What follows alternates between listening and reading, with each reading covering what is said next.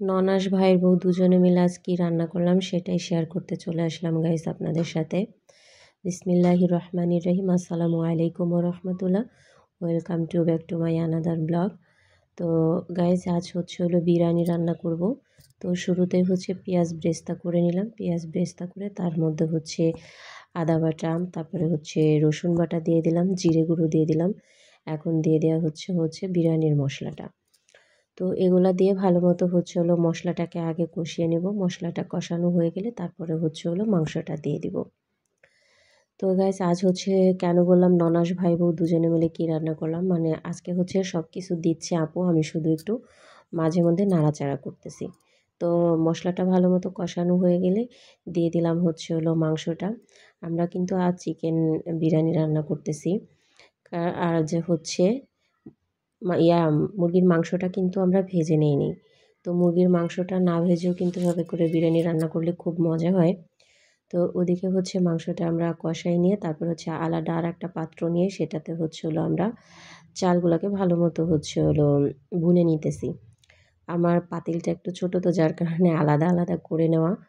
তো এখন এই যে আমি আবার একটু নাড়াচাড়া করতেছি। তো এই জন্যই বলছি যে আজ ননাস ভাই বউ দুজনে মিলে রান্না করা, কারণ আপু একটু রান্না করতেছে, আমি একটু করতেছি দুজনে মিলে। তো এখানে আমরা চাল ভুনে অর্ধেকটা চাল উঠায় রাখছি, ওটা আবার আলাদা বসাবো। আর এখানে ওখান থেকে মাংসটাও অর্ধেকটা আমরা এটার মধ্যে দিয়ে দিব। ভুনে করে রাখা যে মাংসটা ছিল, আমরা কিন্তু মাংসটাকে ফুলফিল সিদ্ধ করে নেই, জাস্ট ভুনে নিছি, শুধু মশলাটাকে ভালো মতো কষাই নিছি আমরা। তো মাংসটা কষানোতে যতটুকুন সিদ্ধ হয়েছে এই আর কি। তো এই যে অর্ধেকটা ভাগ করে এটার মধ্যে আমরা দিয়ে দিলাম। তো এখন ভালো মতো মাংসের সাথে আমি মিলাই নিতেছি, চালটাকে আরেকটু ভুনে নিতেছি। এরপরে হলো মিলানো হয়ে গেলে তারপরে মানে ফুটন্ত পানি এটার মধ্যে দিয়ে দিব।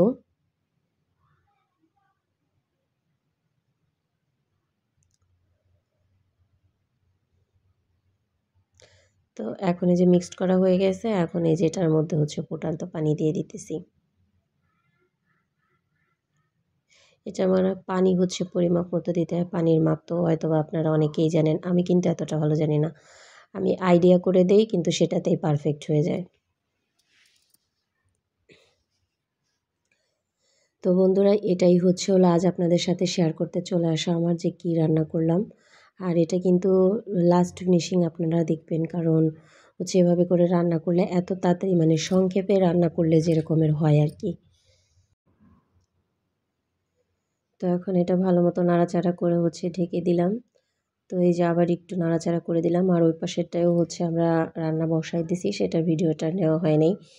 আজ ওভাবে করে ফুলফিল ভিডিওটা করা হয়নি, জাস্ট মাঝে মধ্যে শর্ট একটা ক্লিপ নিয়েছি এই আর কি।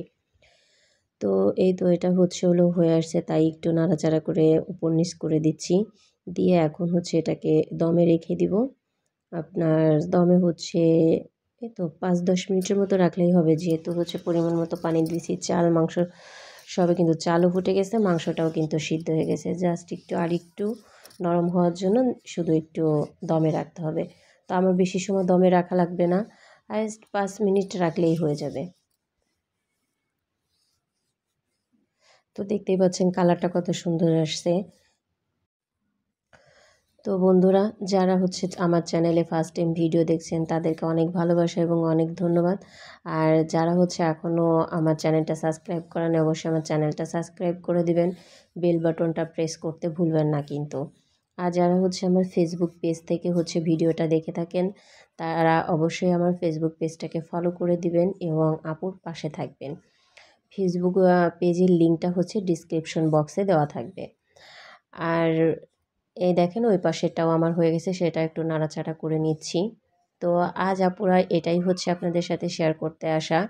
ভিডিওটা কেমন লাগলো অবশ্যই কমেন্ট করে জানাবেন কিন্তু, কারণ আপনারা যতটা উৎসাহ দেবেন আপু তত সুন্দর করে আপনাদের মাঝে কাজ উপস্থাপন করবে এই আর কি। তো ভালো থাকেন সবাই, আল্লাহ হাফেজ। আমি একটু পরিবেশনটাও আপনাদেরকে দেখাই দিলাম। এই যে দেখেন আমরা সবাই মিলে খেতে বসে গেছি, সেটাও আপনাদের সাথে একটু শেয়ার করে দিলাম। তো ভালো থাকবেন সবাই আপনারা, আল্লাহ হাফেজ। নেক্সট আবার নতুন কোনো ভিডিও নিয়ে আসবো।